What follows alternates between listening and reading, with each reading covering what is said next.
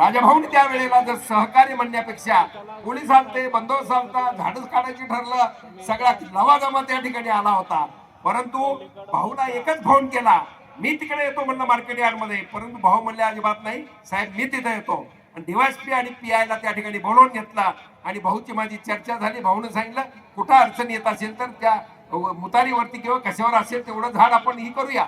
आणि आजची जी हिरवळ आहे बार्शीतली आत्ताची, ती केवळ आणि केवळ माननीय राजेंद्र राऊत यांच्यामुळे राहिली, टिकली आणि ती जोपासली गेली.